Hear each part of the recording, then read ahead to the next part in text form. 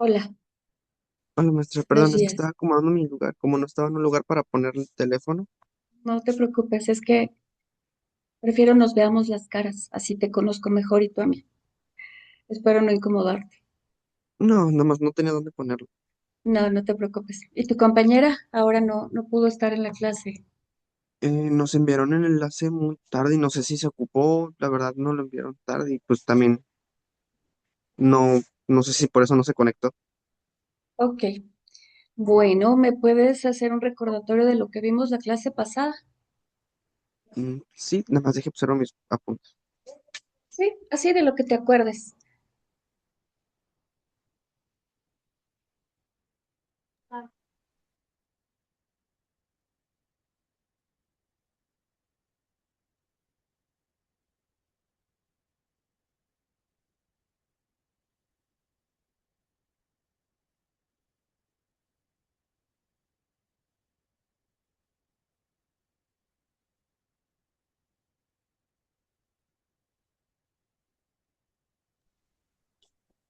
Gracias.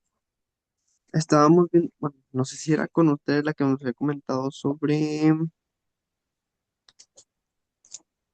habíamos quedado, bueno, la última vez, si no estoy mal, habíamos visto un ejemplo que nos había dado, no sé si era usted o otra maestra, no me acuerdo muy bien de una conocida que tenían que pues no era como tal licenciada, todo eso, y ya ve que estaba yo preguntando pues si se podía en otros, ¿verdad? En otros ámbitos, ya sea como en otra empresa o fuerzamente en esa materia como tal el derecho, si se podían otras o no. Ujú, Ajá, no, claro. sí, efectivamente. Y ese ejemplo lo dimos para que ustedes advirtieran la responsabilidad tan grande que implica ser servidor público y que, pues, si no actúas dentro del ámbito de tus funciones de manera, lo que se busca es la excelencia, pues entonces siempre vas a tener consecuencias por ir por ámbitos ilegales cuando, pues, se supone que si eres abogado, pues lo menos que debes hacer es actuar de esa forma y pues te digo que, o no sé si les comenté que para mí sí fue muy impactante y una lástima porque era una persona muy destacada y muy inteligente. Y tal vez por hacer ese tipo de pues trampas, pues perdió ella mucho más y creo que la duda era si ella podía volver a trabajar y dijimos que ya no, porque pues justamente pues su título profesional y su cédula pues eran apócrifos y pues de esa manera no te puedes desempeñar ni en el Poder Judicial, ni litigando, ni en ninguna otra parte, pues no tienes el título, ¿verdad? Siempre vas a ser pasante, pero ella, aunado a la responsabilidad administrativa en la que incurrió, pues para el ámbito de cualquier parte del gobierno, cualquier poder de los que vimos justo la semana, hace 15 días, pues tampoco podía, ¿verdad? Pero bueno,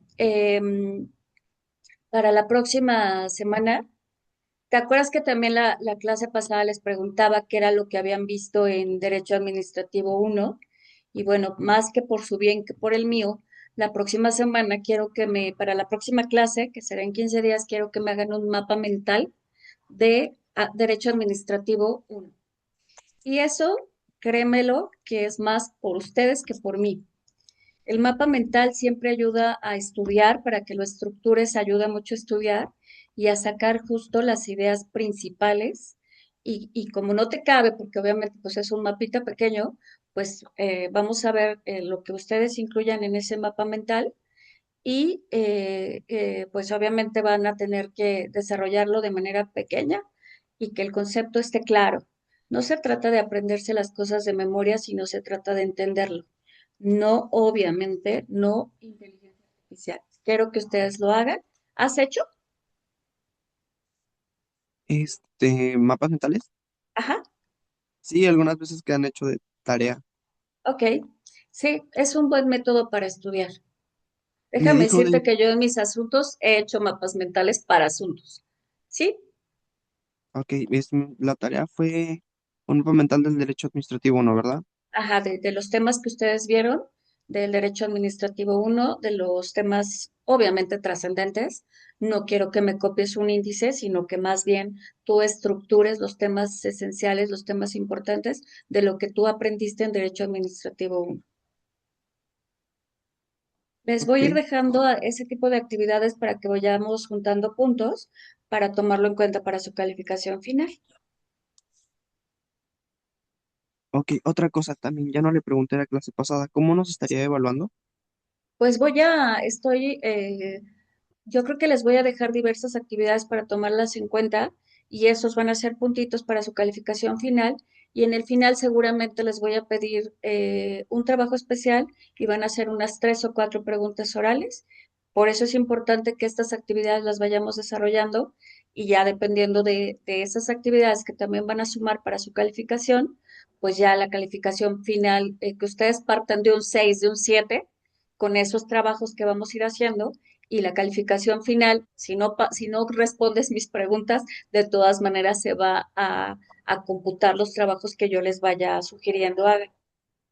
¿Ok? Ok, entonces como tal no hay como evaluación. Sí, tú con los trabajos que tú me hagas y dependiendo de la calificación que tú vayas obteniendo, vamos a empezar el examen que yo les haga te digo, unas 3 o 4 preguntas. Tú ya vas a traer un 6 o un 7 por los trabajos que tú me vas a entregar. ¿Ok?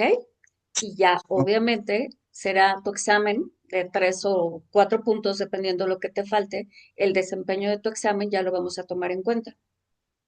¿Sí? ok, ¿Me expliqué? entonces ¿cuánto valdrían las actividades, tareas, más que nada para tener? Si estamos hablando de unas 4 tareas, valdrán 2 puntos. Ok, entonces Dos, cuatro cuatro, tareas. seis, 2, 4, 6. Si me entregas 4 tareas, vas a tener de calificación 6. En el entendido que en el examen saques 0, ¿verdad? Ok, Eso es para ir hacia adelante con esas actividades. la Y asistencia, para impulsarlos a ustedes, pues la asistencia es muy importante, evidentemente, y más por ustedes que por mí, porque pues sí son varios temas a desarrollar, es mucha información. Y de todas maneras yo creo que como a la mitad de las clases les voy a pasar las diapositivas que vimos la clase pasada y esta, para que de ahí obviamente ustedes vayan estudiando. ok, Vale, pues empezamos. nada más Mm, otra cosa más, ¿cómo le enviaríamos el mapa mental? Ahorita que terminemos, por Ujú, favor le avisas a tu compañera, les paso mi correo electrónico y si no, a través de Paola, ok, ¿sí? sí, ok, gracias, maestra. No, de nada. Cualquier duda, vamos a empezar con la presentación y cualquier duda, por favor, me vas preguntando, ¿vale? Ok, maestra.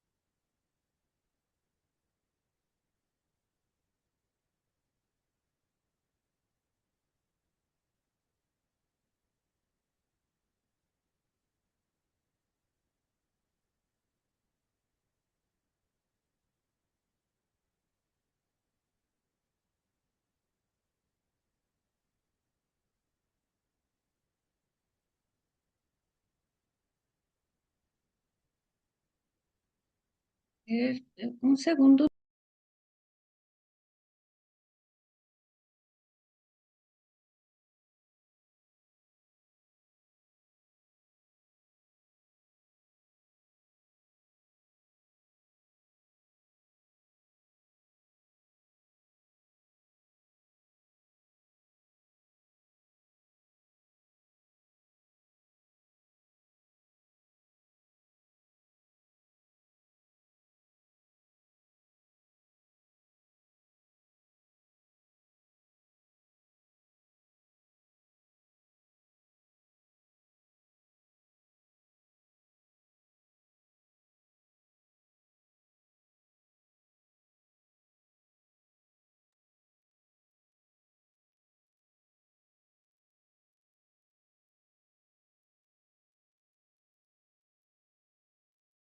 ¿Me escuchas y me ves? Sí, maestro. Ok, empezamos. Bueno, ahora vamos a ver el sistema de responsabilidades de los servidores públicos, que es una continuación pues de lo que ya estábamos viendo de que partimos de la base de que ya tenemos entendido, ya estamos en el marco de lo que es un servidor público, ¿verdad?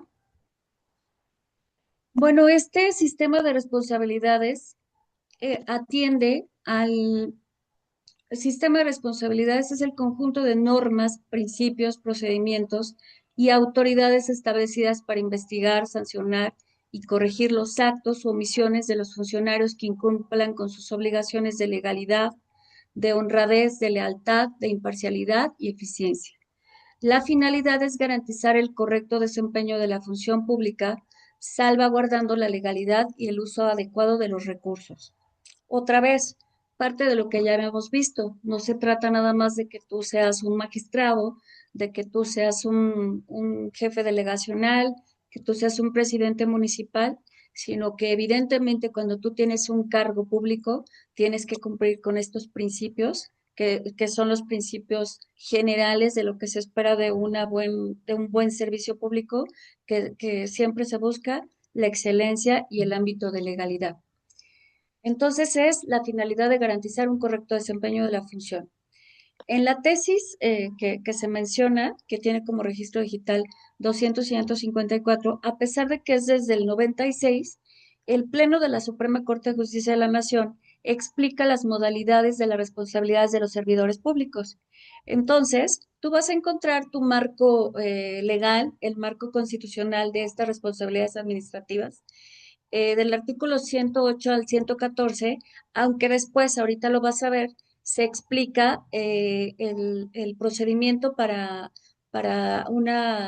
un juicio político a los servidores públicos y ahorita vamos a ver a quién se le imponen ese tipo de juicios, pero del artículo 108 al 114 de la Constitución Federal vamos a ver el tipo de responsabilidades en que se puede incurrir. La clase pasada, perdón, yo insisto con la semana pasada, hace 15 días solamente hablamos de la responsabilidad administrativa, pero resulta que para los servidores públicos existe una responsabilidad política, una responsabilidad penal, una responsabilidad administrativa y una responsabilidad civil. Puede ser que tú tengas como servidor público una responsabilidad política y al mismo tiempo una responsabilidad penal y una responsabilidad administrativa. Es decir, una responsabilidad no excluye a otra. Puedes tener procedimientos independientes e ir de la mano y ser responsable inclusive 4 veces, ¿no? La responsabilidad política para ciertas categorías de los servidores públicos de alto rango por la comisión de actos o omisiones que redunden en perjuicio de los intereses públicos fundamentales o de su buen despacho. La responsabilidad penal, pues evidentemente su nombre lo dice, es para cuando dentro de tus funciones, acuérdate, siempre es dentro de las funciones, incurras en un delito. La responsabilidad administrativa es para los que faltemos, me incluyo, a legalidad, honradez, lealtad, imparcialidad y eficiencia en la función pública. Esto que acabo de mencionar, legalidad, honradez, lealtad, imparcialidad y eficiencia, son los principios que debe guardar todo servidor público. Y la responsabilidad civil se refiere a los servidores públicos que con su actuación ilícita causen daños patrimoniales. ¿Te acuerdas que te platiqué corrígeme por favor, hace 15 días, de aquel tesorero municipal que se había encargado de utilizar el presupuesto que le habían dado para construir un kiosco más y eso le provocó una responsabilidad patrimonial? De eso se trata este tipo de responsabilidad civil y evidentemente se va a pagar con dinero. Ahorita lo vamos a ver más adelante. Bueno, pues en el sistema de responsabilidades se descansa en un principio de autonomía conforme al cual para cada tipo de responsabilidad se instituyen órganos, procedimientos, supuestos y sanciones propias, aunque algunas de estas coincidan desde el punto de vista material, como ocurre en tratándose de las sanciones económicas aplicables tanto a la responsabilidad política, a la administrativa o a la penal, que es lo que te decía, que puede ser que dentro de una responsabilidad por la comisión de un delito, también a ti se te vaya a sancionar económicamente, no se excluyen, inclusive aunque te inhabiliten, tendrás que pagar económicamente, aunque te metan a la cárcel, tendrás que pagar económicamente, ¿verdad? Aunque te destituyan, tendrás que pagar económicamente. Los artículos de la Constitución que van del 108 al 114 está el de responsabilidades dentro del título que se llama Responsabilidades de los servidores públicos particulares vinculados con faltas administrativas graves, hechos de corrupción patrimonial del Estado. Aquí, esta presentación es totalmente sacada de la Constitución. Ojo, en cualquier materia de derecho, siempre todo va a estar en la ley, acuérdate. A veces nos desgastamos mucho por buscar autores, por buscar en el libro, por buscar en algún artículo, que no es malo, evidentemente, porque de ahí vas a enriquecer tus conocimientos, pero muchos de los conceptos básicos y de lo que tú realmente necesitas aprender, lo vas a encontrar en las leyes. Y no se trata, insisto, que te aprendas el artículo de memoria, porque el artículo ahí lo tienes y eventualmente ese artículo se va a modificar, se va a derogar o se va a modificar en su texto. Lo que se trata es que tú ubiques cuando te digan el fundamento constitucional de responsabilidades de los servidores públicos. Ah, está en la Constitución, evidentemente hay otras leyes secundarias, pero el fundamento principal, el que engloba los fundamentos generales de las responsabilidades de los servidores públicos, pues están en la Constitución. Entonces tú como abogado, con que tengas ubicado a dónde te tienes que dirigir para resolver alguna duda o que tengas algún asunto a lo que te dediques, ya sabes que la respuesta siempre va a estar en las leyes. Y esto es muy importante que se tenga muy presente porque de nada te va a servir que te aprendas que yo les diga ahorita, quiero que se aprendan de memoria del artículo 108 al 114. Eso no nos lleva a ningún lado. De lo que se trata aquí es de entender conceptos y que nada parezca así como en un ámbito dogmático, inalcanzable, sino que se entienda de lo que estamos platicando, de lo que estamos hablando y que tú sepas ya en el ámbito profesional dónde dirigirte para tratar de encontrar un concepto. Ahora, bueno. El artículo 108, ¿a quién se le va a sancionar, no? Siempre los artículos se van a dar respuesta. Ahorita vas a ver cómo todo lo puse en una manera de pregunta para que tú ya vayas a acudir así a tu constitución. Entonces, se va a sancionar con este tipo de responsabilidades a los servidores públicos, que como ya lo habíamos visto la vez pasada, los servidores públicos que pueden ser de elección popular, de los miembros del Poder Judicial de la Federación, los funcionarios y empleados, y en general a toda persona que desempeñe un empleo, cargo o comisión de cualquier naturaleza en el Congreso de la Unión o en la Administración Pública Federal, así como a los servidores públicos de los organismos a que esta Constitución otorga autonomía, quienes serán responsables por los actos o omisiones en que incurran en el desempeño de sus respectivas funciones. El presidente de la República va a ser sancionado durante el tiempo de su encargo y podrá ser imputado y juzgado por traición a la patria, por hechos de corrupción, por delitos electorales y todos aquellos delitos por los que podría ser enjuiciado cualquier ciudadano o ciudadana. Los ejecutivos de las entidades federativas. ¿Quién es un ejecutivo de una entidad federativa, Antonio?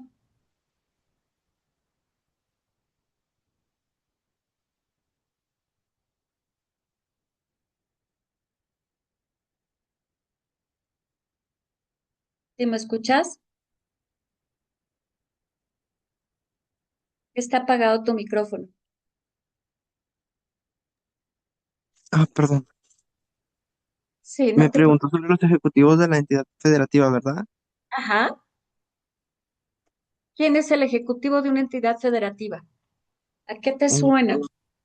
un gobernador? Justo, perfecto.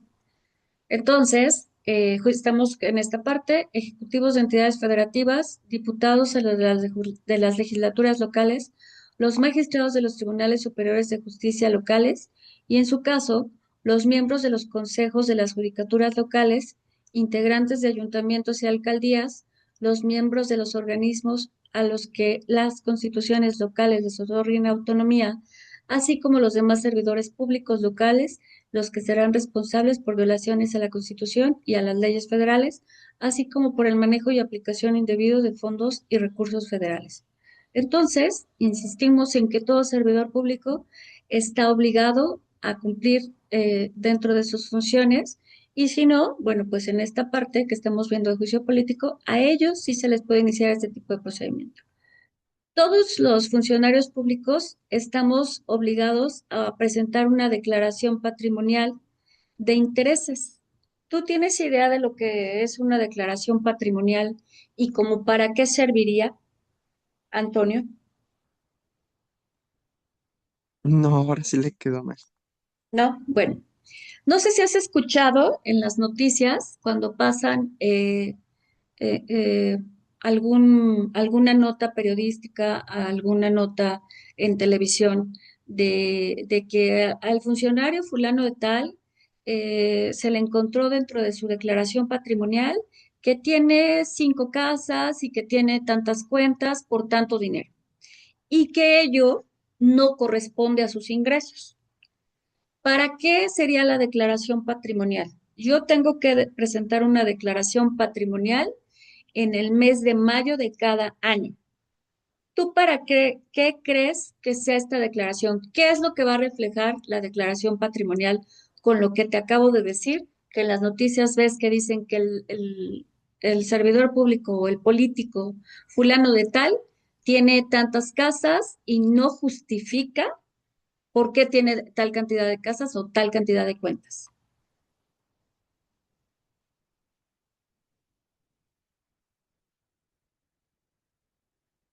Bueno, de la declaración patrimonial es un documento que antes era físico, ahora ya sabemos que todo es electrónico, que tiene varios rubros en los que los servidores públicos tenemos que poner desde nuestro nombre, nuestros datos generales, nuestro nombre, fecha de nacimiento, estudios, si tienes estudio de maestría, de doctorado, de cuánto tiempo llevas en la institución pública para la que tú trabajas, y después de estos datos generales que puedes encontrar prácticamente en cualquier solicitud que tú hagas, como la del pasaporte, por ejemplo, se me ocurre, bueno, pues después ahí tienes que manifestar los bienes, muebles e inmuebles que tú vas adquiriendo o que dejaste de adquirir. Y todo eso tiene que ir en función de tu sueldo. Yo no puedo reportar que yo tenga una casa de 20 millones de pesos en el Pedregal, que bueno, en el Pedregal, bueno, aquí ¿conoces la Ciudad de México? Sí, un poco. Bueno, sabes que el Pedregal es una zona de artistas, de políticos, donde las casas son de una manzana. Yo, para mi sueldo, para lo que gano, no justificaría que yo tuviera una casa de 20, 30 millones de pesos. A lo mejor, si yo estuviera sola y a lo mejor trabajando todo el tiempo que llevo en el Poder Judicial, a lo mejor hubiera podido juntar ese dinero. Pero como tengo 2 hijos que mantener, pues es imposible que yo justifique que tenga una casa de tal cantidad de dinero. Sí, no sé si me estoy explicando.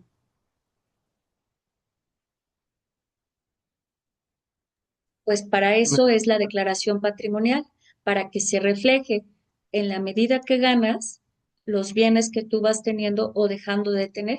Y eso tenemos la obligación de presentarlo cada año. En nuestro caso, el antes consejo, ahora el órgano de administración, es el que nos marca, es el que nos va a decir, oye, aquí me estás reportando algo que no corresponde, o por qué no me habías dicho que ahora tienes esta cuenta, o por qué no me habías informado que dejaste de tener este coche y ahora te compraste este. Esto es para que realmente se lleve un control entre lo que gano y lo que tengo.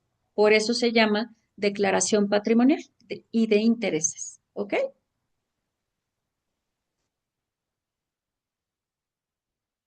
El artículo 109 de la Constitución, acuérdate, seguimos en la Constitución. ¿Cómo y cuándo se sanciona? Bueno, en juicio político vamos a sancionar cuando en el ejercicio de las funciones se incurra en actos o omisiones que redunden en perjuicio de los intereses públicos fundamentales o de un buen despacho.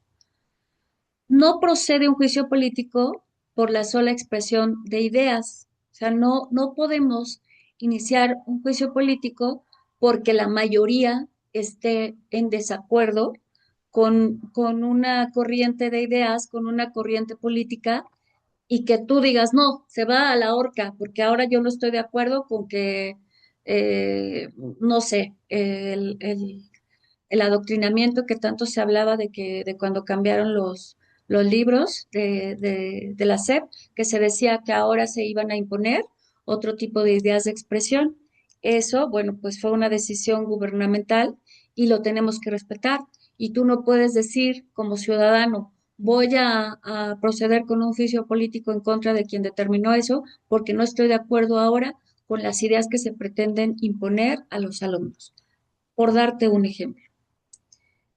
Por delito, cuando se incurren hechos de corrupción, también serán sancionados en los términos de la legislación aplicable. Es decir, ¿esto qué quiere decir? Pues del tipo de delito que se cometa, ya sea federal o local.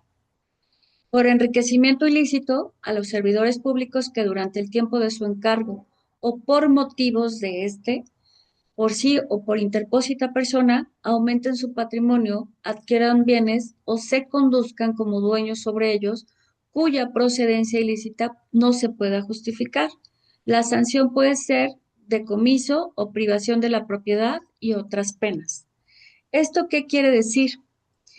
Que tú, dentro de tus funciones como presidente municipal de donde tú vivas, digas, ah, pues ahora esta casa que me habían dado para, como una casa de la cultura, tú le vas a decir al secretario que tú tengas en esa área que esa casa ya no va a ser de cultura, sino que ahora tú la vas a utilizar.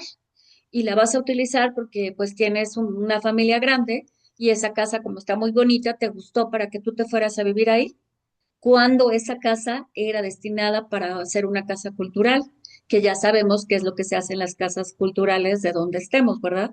Tú no puedes hacer eso, pero entonces tú aprovechándote de tu puesto, vas y dices, ah, esa casa me gustó porque está muy bonita y ahora me voy a meter ahí. Eso no se puede. O bien que tú, como te lo acabo de explicar hace ratito, que tú adquieras una casa y que no se justifique con lo que tú ganas. Entonces, ¿qué es lo que va a pasar? Que se te va a decomisar o se te va a privar de la propiedad.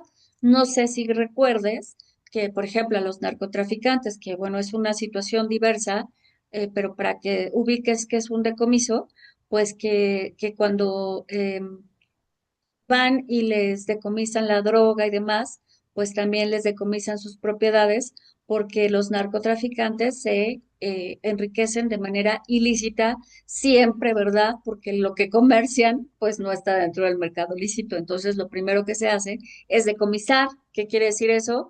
Poner sellitos a la casa para que ya no la puedas seguir utilizando o te quitan tu carro para que ya no lo puedas seguir utilizando. Todo esto es por un enriquecimiento ilícito. En el caso de los narcotraficantes, para que lo ubiques mejor, porque es algo que desafortunadamente vemos todos los días, y en un servidor público, pues de la misma manera, si no se justifica lo que estás ganando, te voy a quitar tu casa, le voy a poner sellitos y te vas a tener que salir de ahí porque no justifican este enriquecimiento que estás teniendo.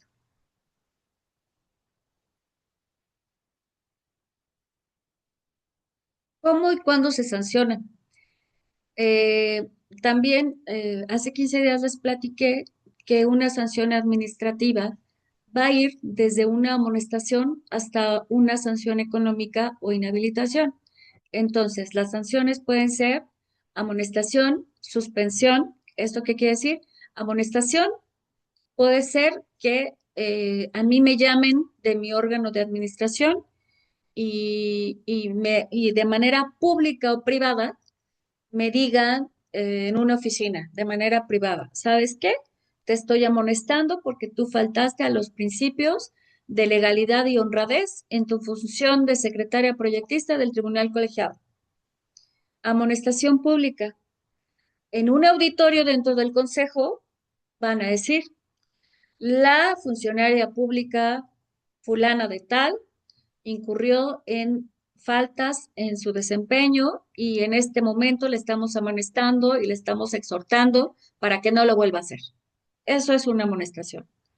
Una suspensión, pues de manera normalmente por escrito o mediante algún correo te mandan decir que tú resultó que sí habías incurrido en una falta administrativa y entonces te van a suspender por un mes, por un año, por 2 años, por el tiempo que a ellos se les ocurra, dependiendo de la falta que tú hayas cometido. La destitución, pues es de lo que platicábamos la vez pasada. Oye, ¿sabes qué, Antonio? Fíjate que tú ya no puedes trabajar y te vamos a destituir porque tú ya no eres apto para esta función y ya no puedes ser un servidor público porque ya no eres una persona que seas honrada, que te manejes con lealtad a la institución, con eficiencia o con imparcialidad. Entonces te van a inhabilitar. Y una sanción económica, que ya tantos ejemplos he puesto, que también puede ser, insisto, la sanción económica se puede incluir en cualquiera de las otras sanciones. Dentro de estas faltas administrativas, hay faltas administrativas que se van a considerar como graves y hay faltas administrativas que van a ser no graves. Esto porque es importante distinguirlo, porque dependiendo del tipo de falta en que se incurra, entonces vas a ser sancionado, tu procedimiento va a ser llevado de manera distinta dependiendo de cómo sea este daño en que tú te hayas incurrido.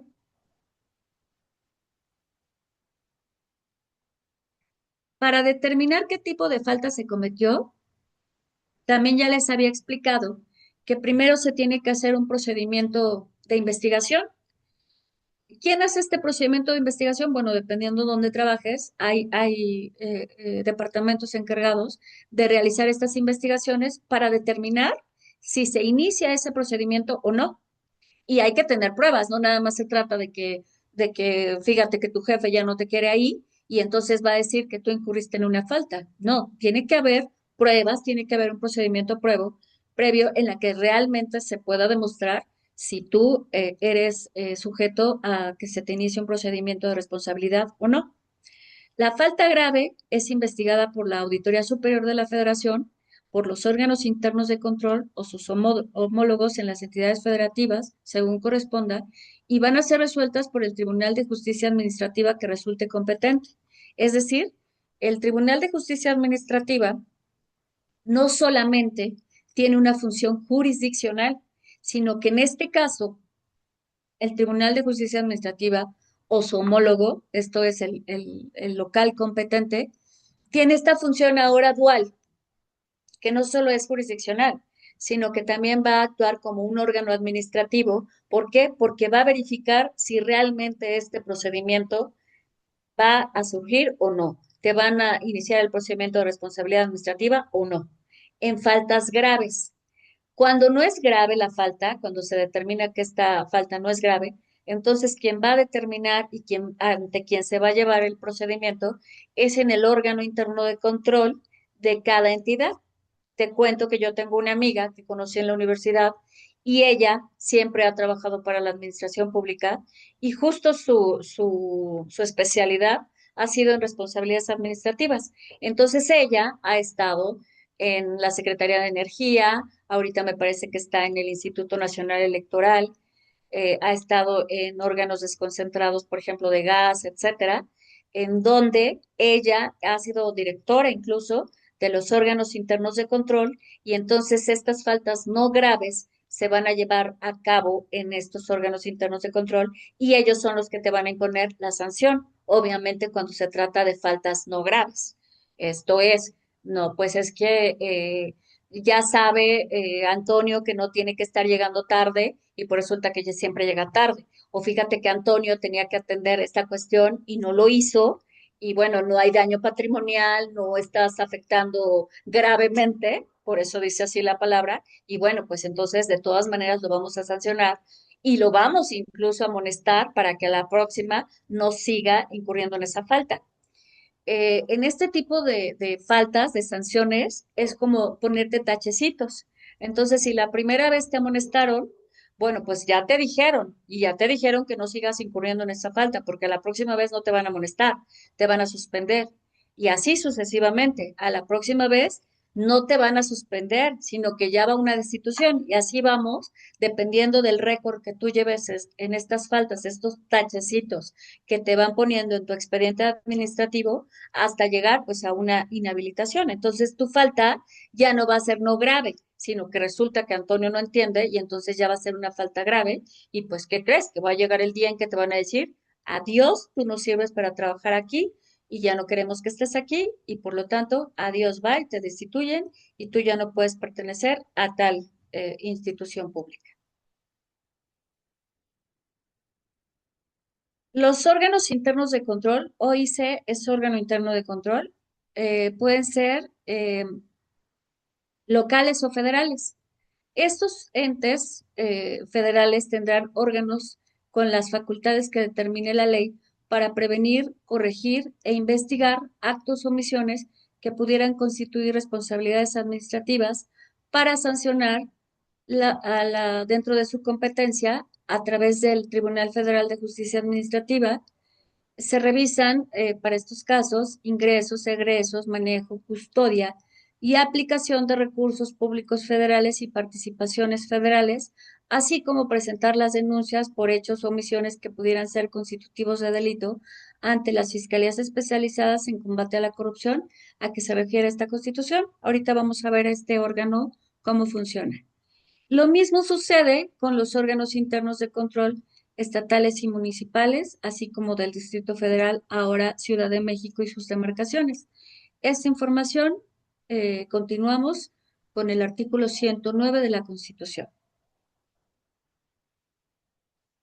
No podrá imponerse dos veces por una sola conducta sanciones administrativas de la misma naturaleza. ¿Esto qué quiere decir?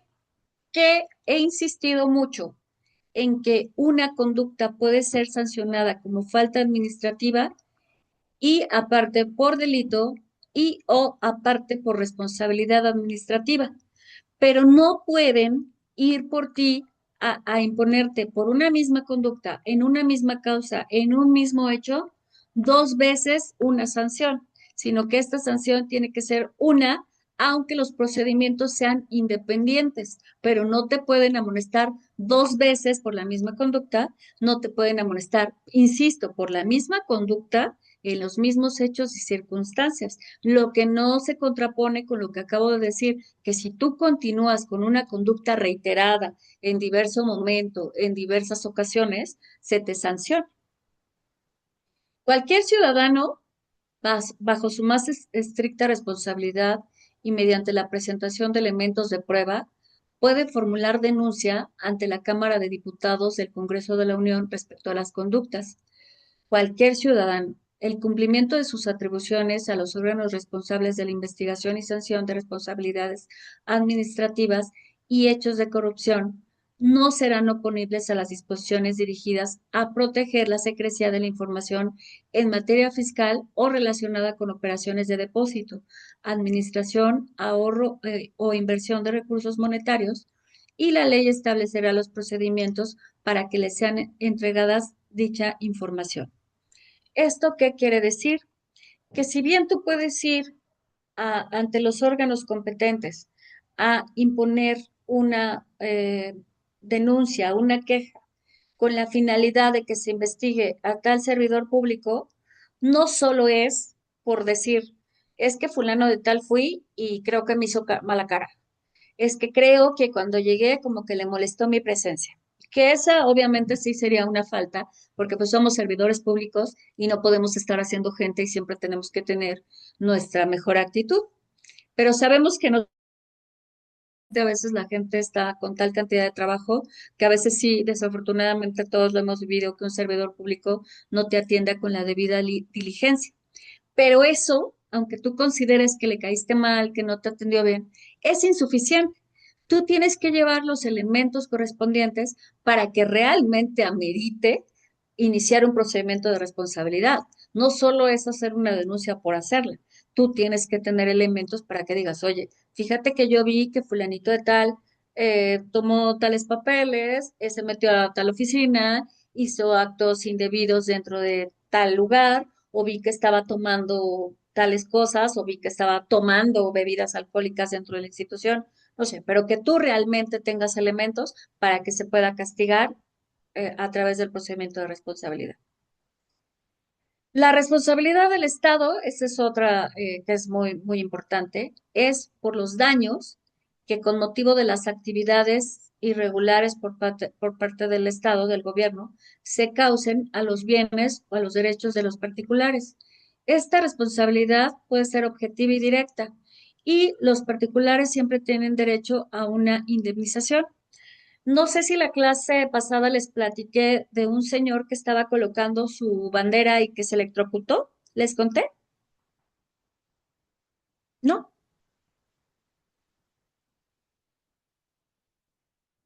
Fíjate que tuve un asunto, bueno, he tenido varios de responsabilidad del Estado. Esta responsabilidad del Estado es difícil de entender cuando no conocemos la figura. Tú, por cualquier cuestión de que corresponda a una responsabilidad que le corresponde a tu gobierno, a tu estado, puedes iniciar un procedimiento de responsabilidad y normalmente te van a resarcir económicamente si tú demuestras que efectivamente el Estado pudo haber evitado lo que a ti te sucedió. Voy a poner dos ejemplos de dos asuntos que he tenido muy interesantes. El primero, hace aproximadamente 10 años, se llovió muy fuerte y derivado de esas lluvias se desbordó un río por allá por el Estado de México y afectó muchas colonias. De estos ríos que no sé si donde tú vives pasan entre colonias y sucede que se desbordan y sucede que se inundan las casas y pues imagínate si hemos visto en la televisión que se echan a perder las cosas de las personas y pierden absolutamente todo su patrimonio. Y el año pasado incluso me parece que en Veracruz pues se tardaron muchísimo en que el gobierno fuera a ayudarles a limpiar. Evidentemente esto después de que sucede el desastre natural, pues trae no solamente la pérdida patrimonial que tú puedas tener, sino si se deja esa agua ahí por más tiempo, en este caso tratándose de las lluvias que hubo, que eran, se supone, atípicas, pues que empiece a haber enfermedades, que empiece a haber deshidrataciones para las personas, que no tengan que comer, etcétera. Lo hemos visto en Acapulco, lo hemos visto en Veracruz, mucha desgracia por las imágenes que vemos, muy feo, cuestiones que no se le desean a nadie. Bueno, pues resulta que en esto que te platico, los colonos dijeron que este desborde de río pudo haberse prevenido.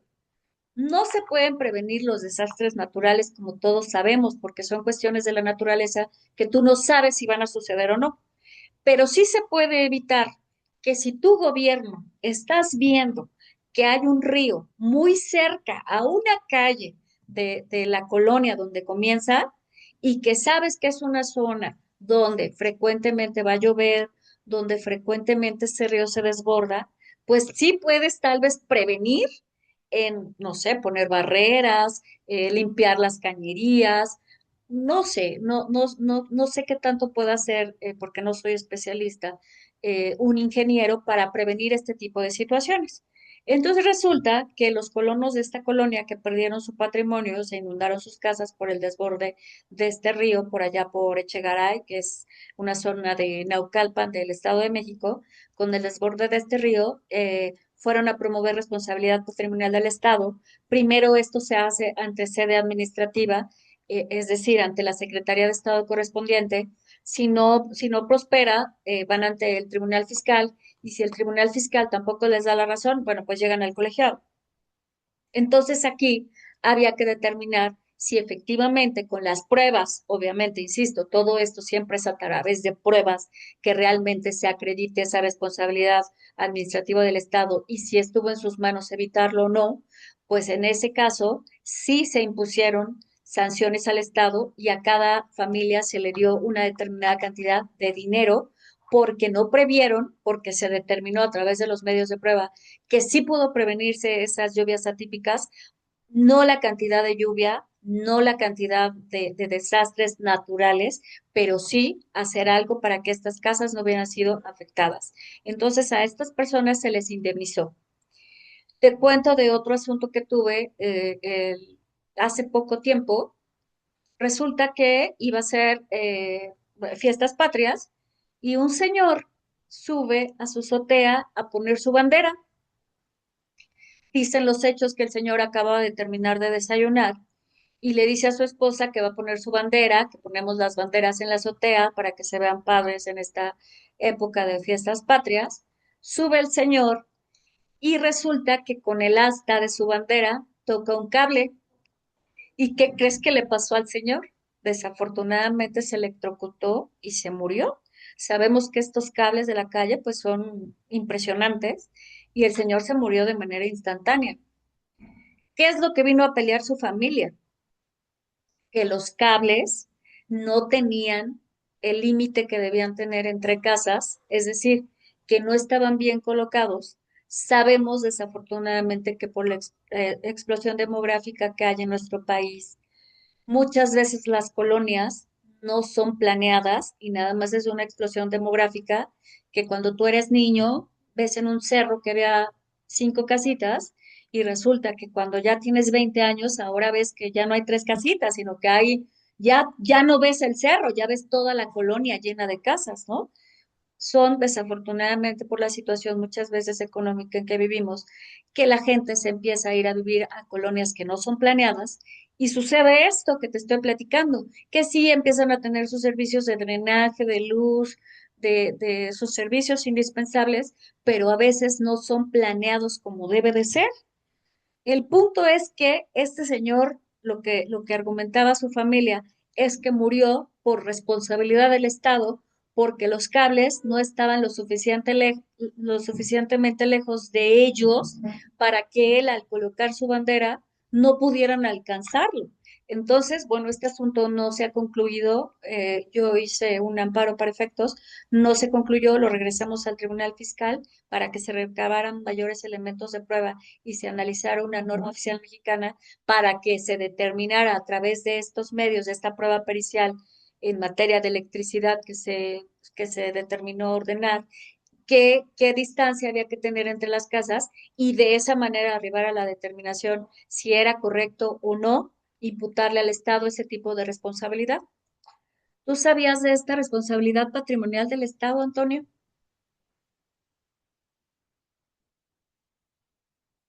Está bueno, ¿no? Es una figura interesante y poca gente la conoce, pero es una responsabilidad que puedes, insisto, reclamarle al Estado y evidentemente lo que siempre se busca es una indemnización económica. ¿Te parecen bien? Son 11:27, hacemos un break a 11:35 para que te relajes tantito y regresamos, ¿vale? Ok, maestro. Gracias.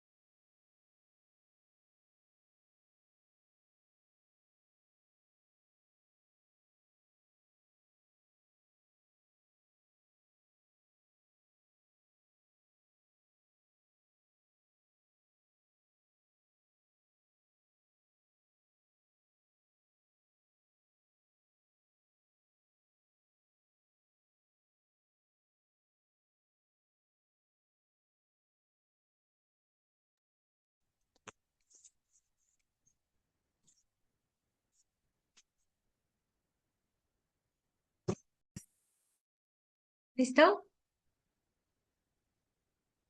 Continuamos. Vale. Continuamos con el artículo 110 y este es el que nos va a indicar quiénes son los sujetos de juicio político. Como vas a ver por los nombres que vamos a leer, no todos los servidores públicos son sujetos de juicio político, sino nada más es para, digamos, grandes jerarquías.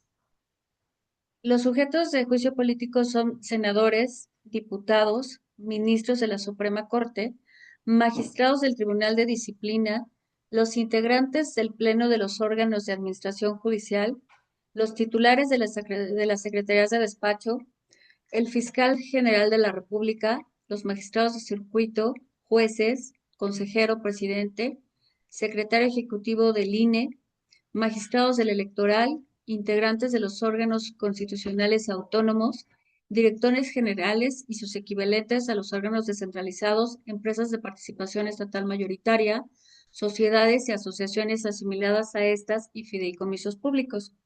Como tú verás, los sujetos de juicio político, insisto, es siempre a los que van a estar a las cabezas de las instituciones. Si estamos hablando del Congreso de la Unión, bueno, pues a los senadores, no hacia sus asistentes, no hacia las secretarias, no hacia los que están en departamento de intendencia. Si estamos hablando de los magistrados del Tribunal Electoral, no a un secretario, no al oficial judicial, etcétera. El juicio político es siempre para las cabezas de las instituciones. Las personas titulares de los poderes ejecutivos de las entidades federativas, diputadas, diputados locales, magistrados y magistrados de los tribunales superiores de justicia local, en el caso, los integrantes del poder de disciplina local, así como las personas integrantes de los organismos que las constituciones locales otorguen autonomía, solo podrán ser sujetos de juicio político en los mismos términos que los que acabamos de ver de las de los que acabamos de ver del Fuero Federal, y esto es por violaciones graves a la Constitución y a las leyes federales que de ella emanen, así como por el manejo indebido de fondos y recursos federales, pero en este caso la resolución será únicamente declarativa y se comunicará a las legislaturas locales para que en ejercicio de sus atribuciones procedan como corresponda. Esto es, las legislaturas son las que van a imponer la sanción correspondiente. Las sanciones consistirán en la destitución del servidor público y en su inhabilitación para desempeñar funciones, empleos, cargos o comisiones de cualquier naturaleza en el servicio público prestado. Entonces, como podrás ver, el juicio político te va a llevar siempre a la máxima falta grave, que es destitución o inhabilitación del servicio que tú estés desempeñando. Y acuérdate, cuestión muy importante, el juicio político siempre es en funciones. Para la aplicación de esta sanción a que se refiere el procedimiento del juicio político, la Cámara de Diputados es la que va a proceder a la acusación respectiva ante la Cámara de Senadores. Y previa declaración de la mayoría absoluta del número de miembros representantes de esa sesión, después de haber sustanciado el procedimiento respectivo, es la que va a determinar la sanción que se le va a imponer. Entonces, esta Cámara tiene que actuar por una declaración absoluta de los que sí estén y que estén a favor realmente de imponerle la sanción correspondiente a este servidor público. Entonces, aquí, ¿con qué nos quedamos? Con que la Cámara de Diputados es la parte acusadora y la Cámara de Senadores es quien va a determinar si realmente existe esa responsabilidad tan grave, tan grande como para realmente hacer procedente la sanción por este juicio político. Entonces, ya que conoce la Cámara, va a elegir a un jurado y es quien va a aplicar la sanción correspondiente mediante una resolución de las dos terceras partes de los miembros presentes en esa sesión y una vez practicadas las diligencias correspondientes y con audiencia del acusado. Estas declaraciones y resoluciones de las cámaras de diputados y senadores son inatacables. Esta parte es parte de las modificaciones. No sé si tengas conocimiento, pero nuestra constitución ha sido modificada varias veces entre 2024 y 2025, y esto es de las nuevas disposiciones en cuanto a que una vez que se determine si efectivamente ese juicio político prosperó y efectivamente a ese servidor público se le sancionó, esto ya no puede ser motivo de análisis por parte de ningún órgano, ni Suprema Corte, ni Tribunal Colegiado, ni algún tribunal de disciplina, nadie. Esto es inatacable. La decisión es final y ya no se puede ir marcha atrás. Ahora, hasta aquí esta parte del juicio político. Me parece que en próximos artículos volvemos a retomar, pero bueno, conforme al artículo 11 constitucional, si tú te has dado cuenta, hemos ido conforme a los artículos. Ahora vamos a ver lo que es el procedimiento penal, que si te acuerdas, juicio político, responsabilidades administrativas, procedimiento penal, son el tipo de responsabilidades de servidor.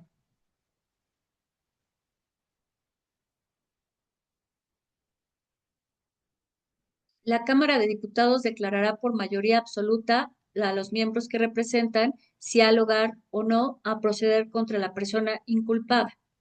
Si la resolución de la Cámara fuera negativa, se suspenderá todo el procedimiento ulterior, pero ello no será obstáculo para que la imputación por la comisión del delito continúe en curso cuando el inculpado haya concluido el ejercicio de su encargo, pues la misma no prejuzga sobre los fundamentos de la imputación. Si la Cámara declara que ha lugar a proceder, entonces el sujeto queda a disposición de las autoridades competentes para que actúen con arreglo a la ley. El presidente de la República solo habrá lugar a acusarlo ante la Cámara de Senadores en los términos del artículo 110 y la Cámara de Senadores va a resolver con base en la legislación penal aplicable. Esta parte,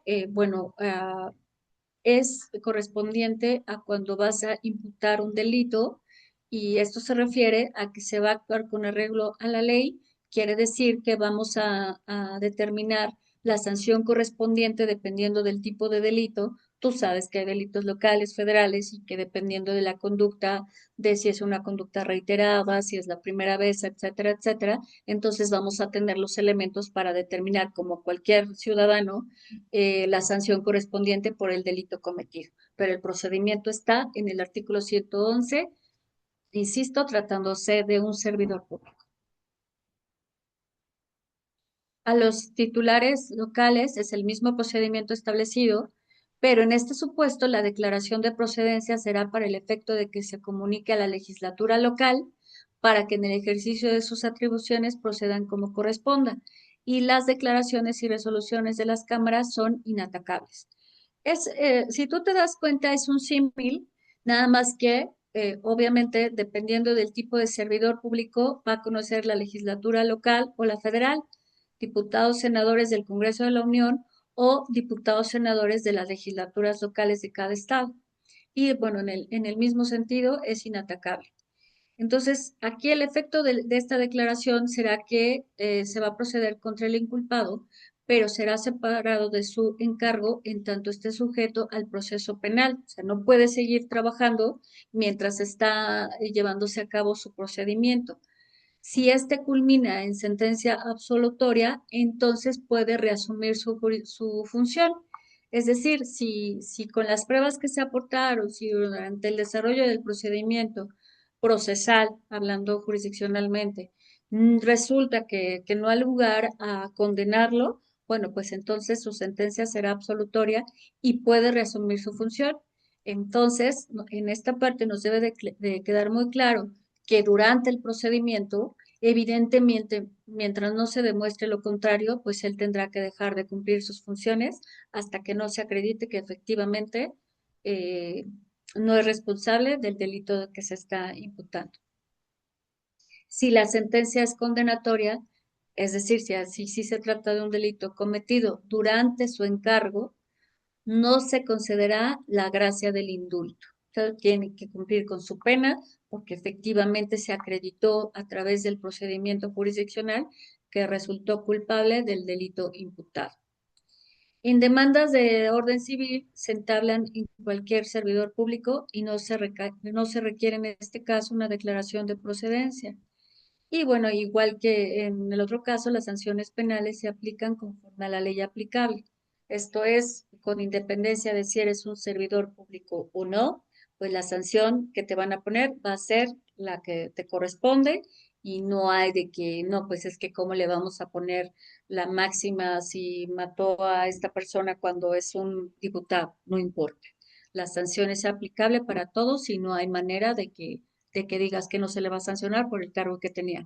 Por el contrario, insisto que yo creo que sí, como servidores públicos tenemos que siempre cumplir con el mejor desempeño y en principio tendríamos que ser personas siempre honorables. El artículo 112 constitucional dice que no se requerirá declaración de procedencia de la Cámara de Diputados cuando alguno de los servidores públicos a que se hace referencia el párrafo del 111, lo que acabamos de platicar, cometa un delito durante el tiempo en que se encuentre separado de su encargo. Si el servidor público ha vuelto a desempeñar sus funciones propias o ha sido nombrado o electo para desempeñar otro cargo distinto, pero los enumerados por el 111 se procederá de acuerdo con lo dispuesto en dicho artículo. El Sistema Nacional Anticorrupción. ¿Te acuerdas que cuando hablábamos de juicio político dijimos que el jurado, quien iba a calificar esta responsabilidad, iba a ser el Sistema Nacional de Anticorrupción? Esta figura, pues déjame decirte que cuando yo estudié Derecho Administrativo no existía, pues es relativamente nueva y es la instancia de coordinación entre las autoridades de todos los órdenes de gobierno competentes en la prevención, detección y sanción de responsabilidades administrativas y hechos de corrupción, así como en la fiscalización y control de recursos públicos. Este Sistema Nacional Anticorrupción a mí me parece interesante porque no va a estar integrado de cualquier persona ni de personas propiamente con cargos políticos. Me parece que se trata de hacer aquí la participación de diversos entes, incluyendo a la ciudadanía, supongo que para que su actuación realmente sea de manera imparcial. Entonces, este comité está integrado, perdón, este Sistema Nacional Anticorrupción está integrado por un comité coordinador y este comité coordinador está integrado por los titulares de la Auditoría Superior de la Federación, por los titulares de la Fiscalía Especializada en Combate a la Corrupción, por titular de la Secretaría del Ejecutivo Federal responsable del control interno, por el presidente del Tribunal Federal de Justicia Administrativa, por el representante del Tribunal de Disciplina Judicial, por representante del Comité de Participación Ciudadana. Entonces, si tú te das cuenta, en este Sistema Nacional Anticorrupción, a través de este comité que es el que va a actuar, bueno, pues están incluidos varias instituciones que pues, se supone que son como los más altos rangos para calificar estas responsabilidades administrativas. Y a mí lo que me parece muy interesante es que haya un comité de participación ciudadana. Sabemos que la auditoría, como lo hemos explicado a través de esta clase, la auditoría actúa en ámbito de responsabilidad, la Fiscalía Especializada en Combate a la Corrupción, pues su nombre lo indica, los secretarios del Ejecutivo Federal del Control Interno, acuérdate que te hablé de los órganos internos de control, del Tribunal Federal de Justicia de Disciplina, que es el que se encarga de llevar a cabo, tratándose de responsabilidades que se consideren como graves, el Tribunal de Disciplina Judicial, que es el que actúa para los servidores públicos del Poder Judicial de la Federación, ya sea local o federal, pero en este caso el Comité de Participación Ciudadana, pues es una parte novedosa donde también tú puedes determinar si efectivamente participar a través de este Sistema Nacional Anticorrupción en tratándose de determinar una responsabilidad de un servidor público, ¿verdad? Este comité debe integrarse, el Comité de Participación Ciudadana, que te digo que a mí se me hace algo muy interesante, debe integrarse por 5 ciudadanos que se hayan destacado por su contribución a la transparencia, la rendición de cuentas o el combate a la corrupción y serán designados en los términos que establezca la ley. Este comité coordinador del sistema, en los términos que determina la ley, va a establecer los mecanismos de coordinación con los sistemas locales, Va a diseñar y promocionar políticas integrales en materia de fiscalización y control de recursos públicos, prevención y control y disuasión de faltas administrativas y hechos de corrupción, en especial sobre las causas que los generen. Las determinaciones de los mecanismos de suministro, intercambio, sistematización y actualización de información que sobre estas materias generen las instituciones competentes de los órganos de gobierno. El establecimiento de estas bases para coordinar a las autoridades en la fiscalización de recursos públicos y elaboración de un informe anual sobre avances y resultados y en la aplicación de políticas y programas en esta materia. Entonces, si tú te das cuenta, como acabamos de observar, este comité de coordinación de sistema a través de esta figura de anticorrupción, pues se va a encargar de establecer mecanismos para evitar este tipo de faltas administrativas y con la determinación de mecanismos a través de los cuales se generen instituciones para el establecimiento de bases y para que se evite este tipo de conductas de corrupción por parte de los servidores públicos, ya sea federales, estatales o municipales. El procedimiento de juicio político, que pareciera ser, no sé por qué la Constitución está así, que está hablando de juicio político, después nos mete el sistema anticorrupción y en el artículo 114, que es el que vamos a ver de manera final en esta clase, vuelve a retomar el juicio político, no sé por qué está así, estas láminas están presentadas conforme al orden constitucional. Solo puede iniciarse durante el periodo en que el servidor público desempeñó su cargo y dentro de un año después. Esto es lo que te comenté hace ratito. Las sanciones correspondientes se aplican en un periodo no mayor de un año a partir de iniciado el procedimiento. La responsabilidad por delitos cometidos durante el tiempo del encargo por cualquier servidor público será exigible de acuerdo con los plazos de prescripción consignados en la ley penal, que nunca serán inferiores a 3 años. Los plazos de prescripción se interrumpen mientras el servidor público ejerza los cargos del artículo 111. La ley fijará su duración según la naturaleza y consecuencias de los actos o omisiones previstos en la fracción 3 del artículo 109 y en faltas graves no será menor a 7. ¿Sabes a qué se refiere la prescripción, Antonio?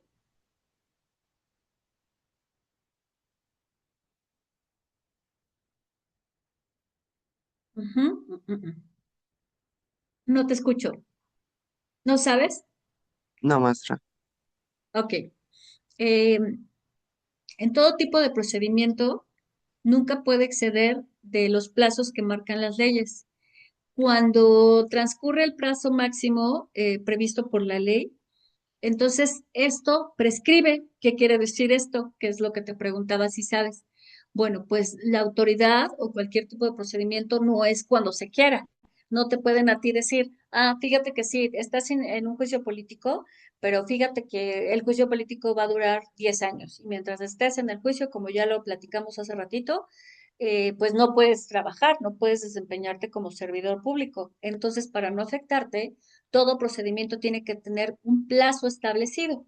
Entonces aquí dice, nunca será inferior a 3 años, es decir, puede ser más laxo dependiendo del tipo de ley, pero siempre tendrán un término. Entonces, esta prescripción, esta figura de prescripción siempre va a operar en favor del gobernado en contra de un acto de autoridad, llámese fiscal, administrativo, en este caso de responsabilidad. En todo acto de autoridad, la autoridad tiene siempre un plazo, acuérdate, prescripción, plazo para que la autoridad actúe. ¿Me expliqué? Ok. ¿Tienes alguna duda de lo que acabamos de platicar? ¿Quieres que te vuelva a reforzar algo de lo que acabamos de comentar? Creo que no, maestra, todo bien. Gracias. Ok, perfecto. Estos, insisto, es una charla, es una plática esta clase. Todo lo que acabamos de ver, si tú quieres reforzar, si tú quieres volver a releer y después que volvamos a platicar cualquiera de los conceptos que hemos platicado, a veces entiendo que este tipo de temas es la primera vez que lo escuchas, es la primera vez que lo estás viendo y si pudiera ser que de repente digas, yo también fui estudiante, que te digan, uy, pues está hablando en chino, no sé ni de lo que, a qué se está refiriendo la maestra, ¿verdad? Pero por eso insisto en que ahora, pues ahora creo que ustedes como jóvenes tienen mucho más herramientas que antes teníamos, porque puedes ver un video, puedes leer, puedes preguntar a la inteligencia artificial, pero acuérdate que siempre con medida y solamente para tratar la inteligencia artificial de contestar un concepto. Te harías muy mal que todo trataras de preguntarle y que te hiciera tu trabajo y que te hiciera tu mapa mental, porque eso no te va a llevar a nada. Cuando normalmente terminamos la carrera o lo que tú estudies, te vas a dar cuenta que tienes más dudas. Entonces es muy bueno que como estudiante tienes derecho a que se te clarifiquen los conceptos, pero yo siempre recomiendo que esos conceptos sean clarificados también a través de una lectura que tú hagas, que ya en la noche que estés en tu cama te agarres tu teléfono y que te pongas a ver los artículos de la Constitución. Para el mapa mental que te acabo de pedir como tarea, no es necesario que sí me lo van a mandar. Ah, dije que iba a dar mi correo, pero el mapa mental no es para mí, es para ti. Por eso te lo estoy sugiriendo y para que le avises a tu compañera. De este mapa mental me vas a explicar por qué pusiste los conceptos, con independencia de por qué los viste, eso es algo muy evidente, sino que tú me digas lo que yo quiero con este mapa mental es que con este refuerces lo que se supone tú ya debes saber de derecho administrativo uno. Por eso es muy importante que sí lo hagas, que no lo copies, que no le pidas a la inteligencia artificial que lo haga, porque es un repaso, es un estudio, es un examen, si tú lo quieres ver así, del derecho administrativo uno. Entonces es muy importante porque me lo van a explicar. Le comentas a tu compañera para que ambos antes de la clase me expliquen ese mapa. Mi correo es Lili, Lili, Glamour, Lili Glamour, Glamour, @hotmail.com. Ahorita se lo escribo a Paola para que se los haga llegar. Ahí me los van a enviar, yo los voy a tener impresos y ustedes me los van a explicar.